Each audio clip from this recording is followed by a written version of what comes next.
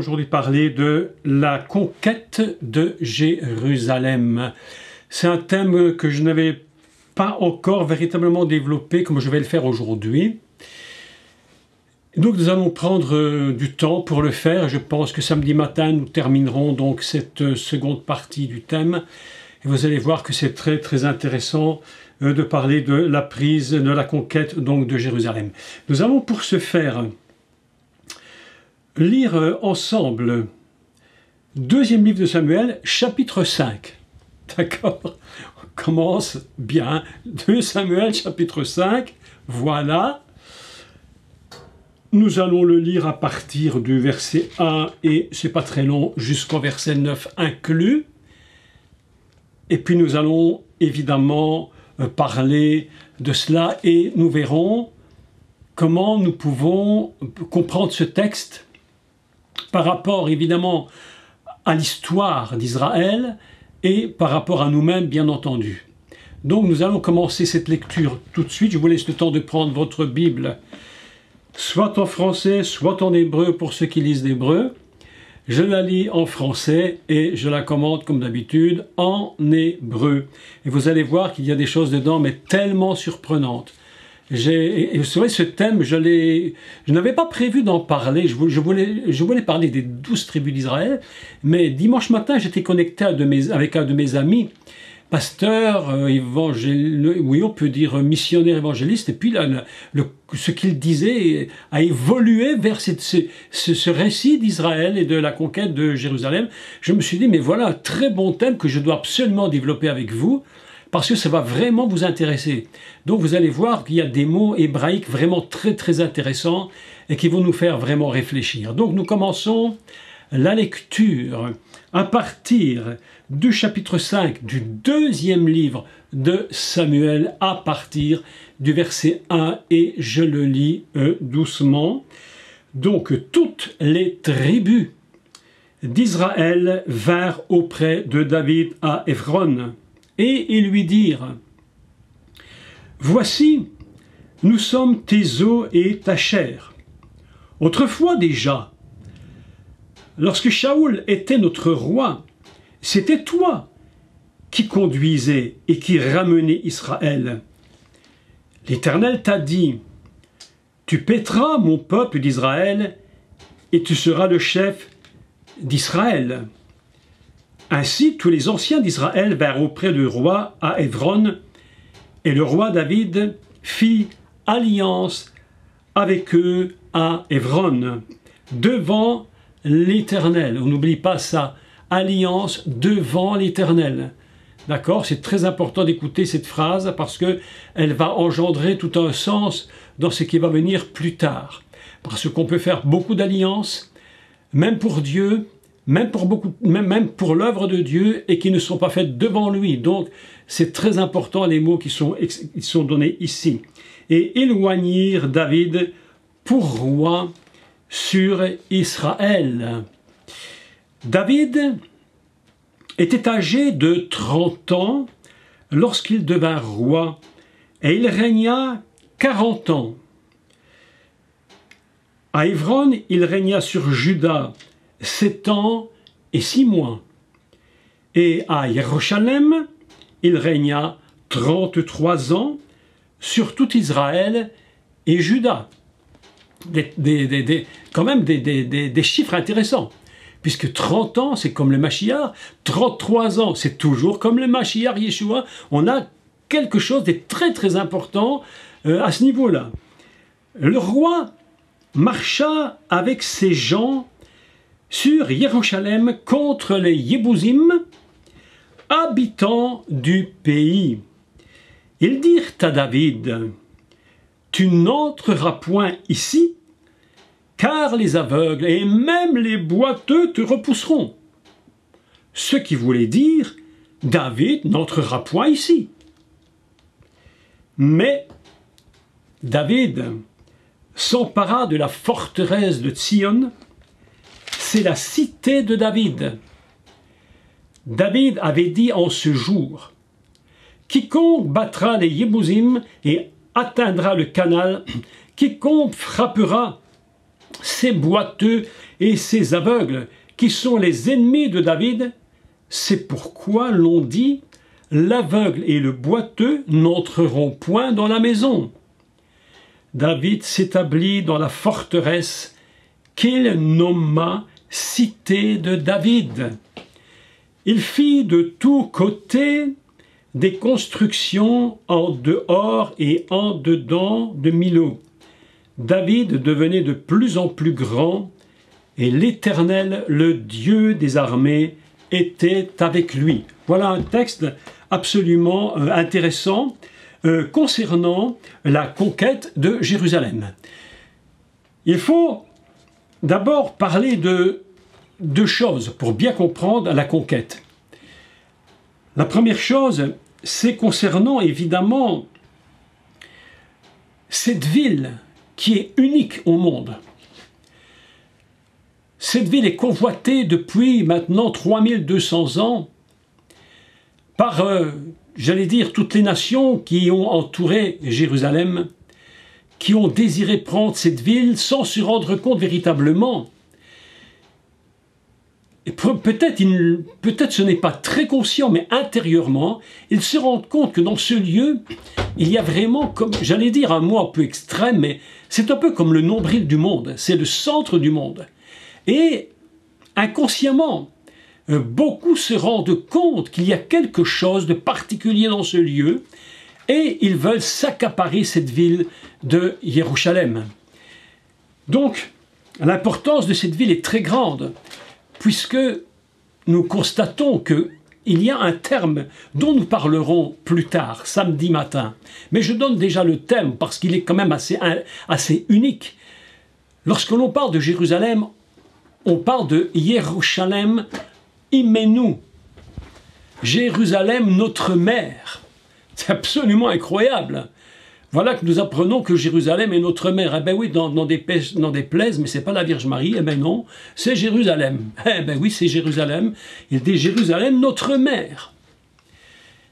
Et puis, il y a sur Jérusalem évidemment beaucoup d'autres noms qui lui sont donnés, dont Jérusalem est comme une épouse. Elle a donc un sens extrêmement féminin, tout à fait surprenant. Et c'est pourquoi d'ailleurs, entre autres, parce que c'est de Jérusalem que va sortir la vie. C'est de Jérusalem que sort le Messie, qui donne la vie au monde. C'est pourquoi Jérusalem est une ville absolument unique. On ne parle pas de Paris notre mère, on ne parle pas, même s'il y a eu des combats et des batailles, la prise de Jérusalem, c'est quelque chose d'absolument incroyable. D'accord? Donc la première chose, c'est celle-là. L'importance, souvent très inconsciente, de vouloir posséder cette ville, parce que celui qui possède cette ville se rend compte qu'en fait, il devient le cœur et le centre du monde, le centre de l'humanité. C'est tellement incroyable et tellement vrai ce que je dis, c'est que vous avez remarqué lorsque Donald Trump avait décidé de placer l'ambassade des États-Unis à Jérusalem, le tollé que ça a fait. Alors évidemment, les ennemis qui sont les Palestiniens ou les Philistins ont commencé de pousser des cris en disant « Comment est-ce possible ?» On ne peut pas mettre l'ambassade des États-Unis à Jérusalem, mais la chose étant, elle a été mise et d'autres nations y sont venues et aussi se sont mises à Jérusalem. Et ce qui dérange énormément, c'est la reconnaissance que Jérusalem est véritablement la capitale d'Israël. C'est pourquoi le peuple palestinien est, ou tout du moins, je dis le peuple, mais entre parenthèses, les leaders sont extrêmement dérangés par la reconnaissance d'Israël, possesseur de cette ville. Il va falloir ainsi, de nouveau, la conquérir eux et la prendre pour eux.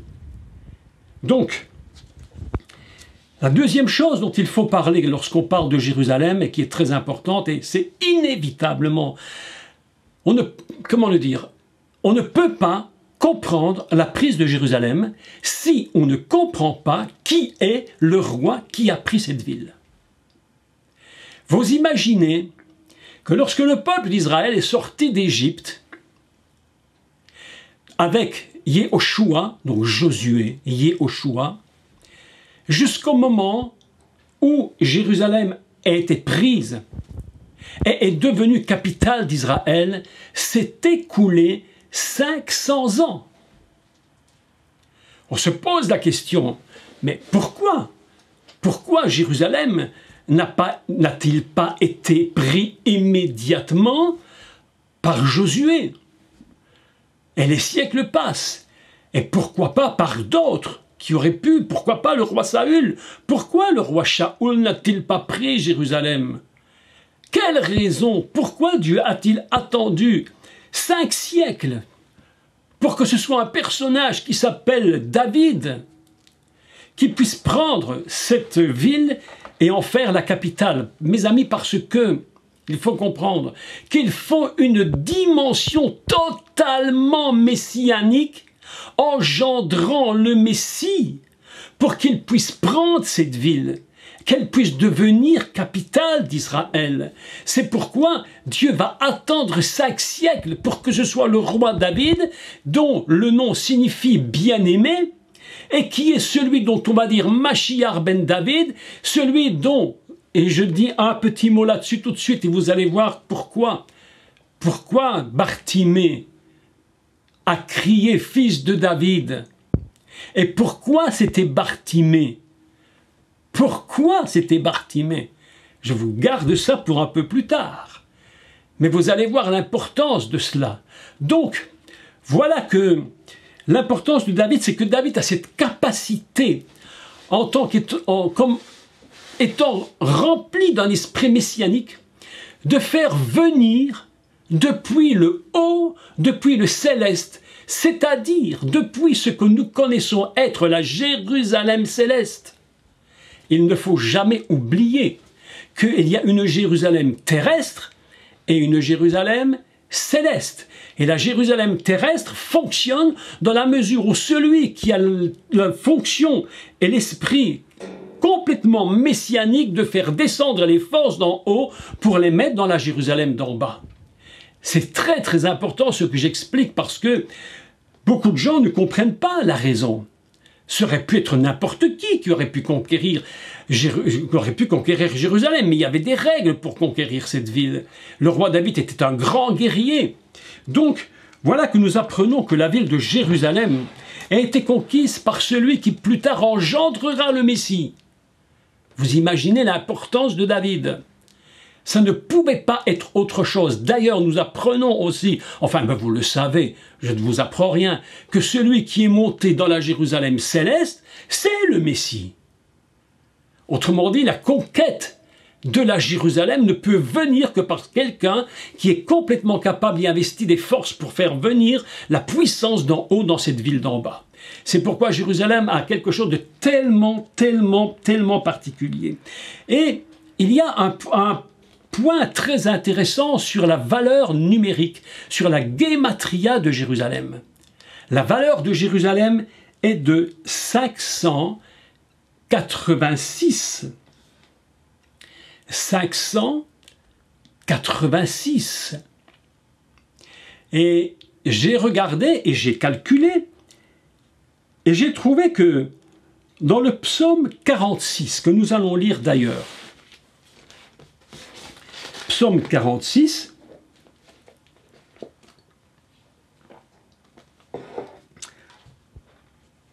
voilà, psaume 46, je le prends aussi.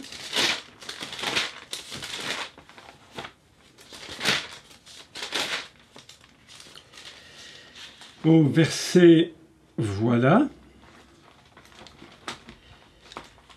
au verset 5 ou au 4, ça dépend des traductions. Parfois c'est 4, parfois c'est 5, ça dépend un peu des Bibles. Pour la Bible en hébreu, je crois que c'est 5, pour d'autres, parfois c'est 4, mais 4 ou 5, vous regardez, et je lis le texte. Il est un fleuve. Écoutez le texte, c'est vraiment magnifique. Et comme, entre guillemets, c'est très mal dit, mais comme par hasard, qui n'est pas du tout un hasard en finalité, qui écrit ce psaume? David. Parce que David vient de comprendre, il a une révélation de quelque chose de très particulier que dont vous allez comprendre. Il est un fleuve dont les courants réjouissent la cité de Dieu. La cité de Dieu en hébreu, Mishkeni Elion. Mishkene Elion. On entend Mishkan. Mishkenei Elion, qui signifie la demeure du Très-Haut. D'accord? La demeure du Très-Haut. Valeur numérique de Mishkenei Elion, 586. Même valeur. Nous apprenons donc que Jérusalem est pour Dieu considérée comme étant la demeure du Très-Haut. D'ailleurs, c'est tellement important que qui va faire entrer juste après la conquête, n'est-ce pas, au chapitre 6 de 2 Samuel, que va-t-il se produire? Que va faire le roi David? Lui qui a compris que Jérusalem, c'est en réalité la demeure du Très-Haut, puisque c'est deux mêmes valeurs et deux mêmes poids de 586, que fait David? La Bible nous dit qu'il va faire immédiatement rentrer l'arche de l'Alliance. Parce que Jérusalem, pour devenir véritablement la capitale, cette capitale si importante, elle doit être remplie de cette présence divine qu'on appelle Aaron Abrit ou Aaron Edut, l'arche du témoignage ou l'arche de l'alliance. C'est de Jérusalem que sortira la parole, c'est de Jérusalem que sortira l'alliance, c'est de Jérusalem que sort véritablement le témoignage. Jérusalem sans l'arche de l'alliance et sans l'arche du témoignage ne peut pas avoir la valeur qu'elle possède. C'est pourquoi c'est de Jérusalem que Yeshua va dire « Partez et soyez mes témoins ». Et c'est à cause de qui? À cause de quoi? Entre autres, vous me direz évidemment à cause de Dieu, du Créateur de l'univers, mais sur terre, grâce à David, qui a eu cette capacité, parce que je vous assure que ce n'est pas tout le monde qui avait cette capacité de faire rentrer l'arche à Jérusalem, de faire rentrer l'arche de l'Alliance dans cette ville qui va devenir capitale d'Israël. Ainsi, nous apprenons une chose, c'est que Jérusalem vaut 86, c'est que Mishkenei Elion vaut 586, et c'est de Jérusalem que sortira la parole. Et cette parole, comment s'appelle-t-elle? Le chauffard. Le chauffard, valeur 586. Ah, mes amis, là j'ai cherché. J'ai dit, il doit y avoir quelque chose dans la valeur de Jérusalem, c'est impossible autrement.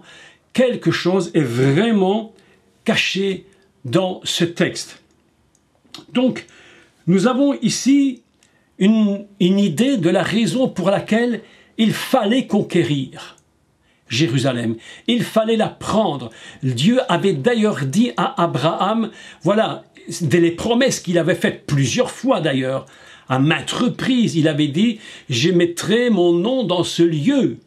J'ai choisi un endroit pour y faire résider mon nom. » Et lorsque cette parole a été dite, Dieu avait fixé son regard sur cet endroit et c'est par miracles successifs qu'on va arriver à comprendre que ce lieu est véritablement Jérusalem. Vous comprenez qu'aujourd'hui, cette ville est convoitée. Beaucoup de gens ne comprennent pas pourquoi c'est dans ce petit endroit du monde. D'ailleurs, c'est tellement étonnant, Jérusalem, mais c'est tellement étonnant que même Israël dans son ensemble, si vous regardez Israël dans son ensemble sur le globe terrestre, vous avez l'impression que c'est un petit germe qui est placé sur une semence. Vous avez un globe avec un tout petit germe, et Israël a la forme d'un germe, si vous regardez bien. Et il dit, mon serviteur le germe. c'est-à-dire celui qui possède en lui toute la force d'Israël, toute la force de Jérusalem. Il parle du Messie. C'est pourquoi le mot chauffard, le mot demeure du Très-Haut, le mot Jérusalem est une même valeur. Ça ne peut pas être séparé, c'est impossible. Tu veux t'accaparer de la demeure du Très-Haut, mais tu ne peux pas te l'accaparer. Elle n'est pas donnée à n'importe qui, cette valeur. Il faut vraiment qu'elle soit donnée à celui à qui elle a été réservée.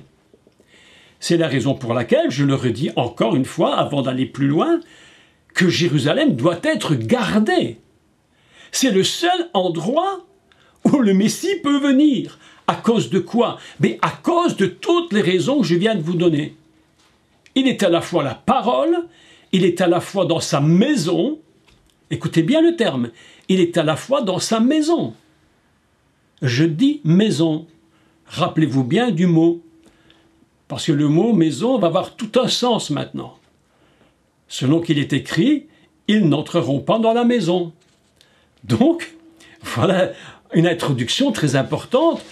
Quand on parle de la conquête de Jérusalem, on a l'impression que la conquête de Jérusalem serait un grand combat très difficile, avec un homme investi d'une armée puissante, armé jusqu'aux dents peut-être, et qui va aller avec une guerre terrible, terrible, pour prendre cette ville de Jérusalem. Mais nous apprenons deux choses encore. C'est que il va devoir d'abord prendre la forteresse.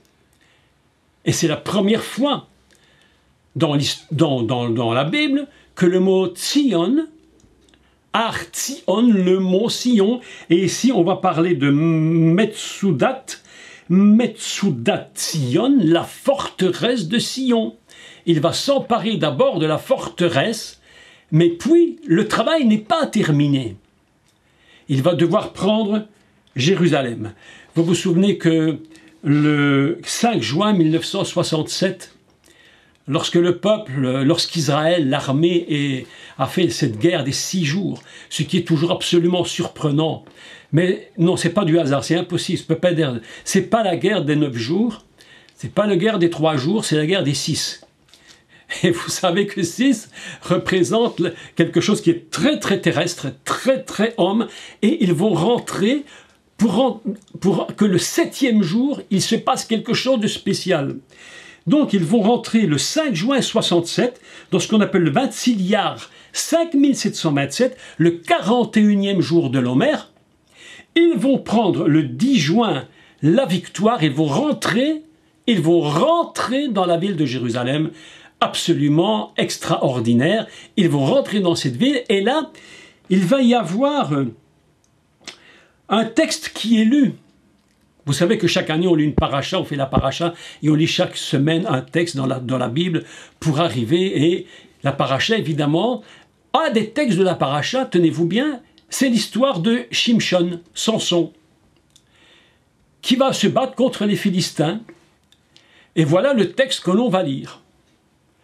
Vous voyez qu'il y a un temps de Dieu. Et je crois même une chose. Chacun pensera ce qu'il veut croire, mais que chaque paracha qui est donnée, elle est vraiment donnée à un moment précis de l'histoire du monde. Ce n'est pas par hasard qu'on lit un texte tel jour dans la Torah ou dans la Bible. C'est ainsi qu'il y a donc un texte qui est lu, qui nous parle de Shimshon, qui va lui-même devoir prendre la victoire sur les Philistins. Et vous vous rappelez que nous sommes en train de vivre actuellement un temps complètement sans son. Vous vous rappelez du cours sur la porte de la nuit, et nous sommes confrontés à ce texte. Nous sommes vraiment dans ces temps-là. Et voilà que David, donc, se trouve face à Jérusalem, et là, le texte est absolument, mais incroyable. Quelque chose ne tourne pas rond d'apparence. Il y a quelque chose qui ne tourne pas du tout rond dans le texte. Je voudrais avec vous relire le texte parce que vraiment, c'est très très très étrange. La prise de Jérusalem, la conquête de cette ville, elle ne va pas être faite d'une manière traditionnelle. Vous avez remarqué que souvent, lorsque Josué prenait Jéricho ou la ville de Haï, c'était des combats assez violents, bien sûr, mais ici, la prise de Jérusalem, cette conquête est tout à fait différente. Et nous allons lire encore une fois le texte, au verset 5, chapitre 6 de 2 Samuel. Le roi marcha avec ses gens sur Jérusalem contre les Yébousim. Il faut parler des Yébousim. Qui sont ces gens? La première chose qu'on peut dire, c'est que Yébousim, c'est un sens de fouler aux pieds. Des gens qui foulent aux pieds. Ils se rentraient dans un endroit qui leur a été laissé, alors qu'en réalité, le peuple d'Israël était déjà dans la terre d'Israël depuis 5 siècles. Mais vous vous imaginez que depuis 5 siècles, la terre, l'endroit où va se trouver le temple est occupé. Et jamais on ne les a délogés. Pendant 500 ans. Vous imaginez 5 siècles, c'est très très long. Et c'est David qui va venir et dire maintenant, ça suffit. Ça suffit. En hébreu, on dit die. Die. Ça suffit. On va mettre un terme à cette histoire. Ces Yébousim, on n'en veut plus là, parce que David, en tant que force complètement investie de la connaissance de la Jérusalem céleste et de toutes les forces qui s'y trouvent, dit maintenant c'est le moment de mettre cette Jérusalem ici en terrestre au niveau du céleste. Il faut toujours que nous comprenions que David va devoir réunir le haut avec le bas, la Jérusalem céleste avec la Jérusalem terrestre. Aujourd'hui, ce n'est pas encore le cas, mais vient le jour où les deux seront réunis. Mais il faut d'abord une conquête terrestre. Et le texte est étrange parce qu'il dit « Le roi marcha avec ses gens sur Jérusalem contre les Yébousim » dont nous allons parler un peu plus tard. Et ils habitaient le pays. Ils dirent à David « Tu n'entreras pas ici. » La raison est clairement dite. Tu n'entreras pas dans cet endroit. Nous, ça fait des siècles qu'on y est. Qu'est-ce que tu viens faire ici? Pourquoi tu veux cet endroit? Nous y sommes, nous y restons. Et d'ailleurs, nous avons de quoi t'empêcher d'y rentrer. Nous avons de quoi t'en empêcher. Et il dit, car les aveugles et même les boiteux te repousseront. Oh, qu'est-ce que c'est que cette histoire? Les aveugles et les boiteux te repousseront. Mais avant d'aller plus loin, nous allons d'abord parler de Yébousim. Qui sont ces Yébousim? Qui sont ces Yébousim? Je vous ai dit que c'est un peuple dont le nom, si vous voulez, le sens est foulé aux pieds. C'est une idée qu'on peut avoir de ce peuple. Qui sont-ils? Ils sont descendants des Cananéens, dont eux-mêmes descendent d'Avimelech, qu'on appelle en français Abimelech, donc Avimelech, qui était, écoutez, un roi palestinien, philistin. Ainsi, il se trouve face à quelque chose de très très compliqué. Il se trouve face à des personnes dont les ascendants étaient des personnes liées complètement avec l'esprit philistin, Avimelech. Et il y a là un problème qui va se poser, c'est au niveau des alliances. Pourquoi les aveugles et les boiteux peuvent-ils empêcher un homme de rentrer, un homme comme David? Encore, si on m'avait dit, je ne sais pas, mais écoutez, vous avez une armée impressionnante, mais nous aussi on en a une, nous allons faire une guerre pas possible, et on va vous régler votre compte l'un ou l'autre, mais ce sera sanglant, on pourrait comprendre. Deux armées investies, armées jusqu'aux dents, peuvent empêcher la rentrée dans Jérusalem. Mais ici le texte nous dit non. C'est les aveugles et les boiteux qui vont empêcher d'y rentrer. Qu'est-ce que c'est que cette histoire? Pourquoi des aveugles et des boiteux? Comment les aveugles peuvent-ils empêcher une armée jusqu'aux dents de rentrer dans cette ville? Comment des boiteux, des estropiés, ceux qui marchent en clochant des pieds, peuvent-ils empêcher David et tous ses soldats de rentrer? Il y a donc une explication très importante et très intéressante. Il faut se souvenir des alliances. Et les alliances, c'est très important, parce que vous savez que aujourd'hui, les gens ont très très vite oublié l'alliance qu'ils font. Quand vous faites un contrat avec quelqu'un, aujourd'hui, on est obligé de faire des contrats en 2 exemplaires, de les signer, resigner, 2e feuille, 3e feuille, parapher la première, la 2e, la 3e. Quand tu as tout paraphé, tu signes en finale et l'autre aussi, et chacun a une copie. Parce qu'autrement, c'est impossible de garder l'alliance. C'est très compliqué. Autrefois, les alliances étaient des alliances qui étaient tenues, mais pour toujours. Et voilà que 2 alliances avaient été faites. 2 choses étaient produites avec Abraham et Avimelech. Et puis Abraham, donc vous trouvez ça, je ne vais pas tout le lire, c'est très long, mais vous pouvez le relire chez vous, c'est dans le livre de Genèse au chapitre 20. Avimelech et Abraham vont, dans une circonstance très compliquée, avoir une alliance qui va se faire. Ils vont s'échanger des cadeaux, ils vont s'échanger des choses, j'explique pas tout, mais l'alliance est faite. Et puis avec le même Avimelech, ce n'est plus Abraham, mais c'est Yitzhak, qui va faire une alliance la même, pour des raisons quasi semblables. Mais cette alliance, elle perdure. C'est pas quelque chose qui disparaît. Les alliances peuvent durer dans les siècles. Nous, aujourd'hui, on fait un petit contrat d'assurance voiture. Ça dure le temps qu'on en veut, puis quand ça s'arrête, on change d'assurance, on en prend une autre, on coupe une. Mais là, non, c'est quelque chose qui est beaucoup plus spirituel qu'on imagine. C'est des alliances extrêmement puissantes qui sont faites non seulement à travers des hommes, mais au niveau du spirituel, ça demeure.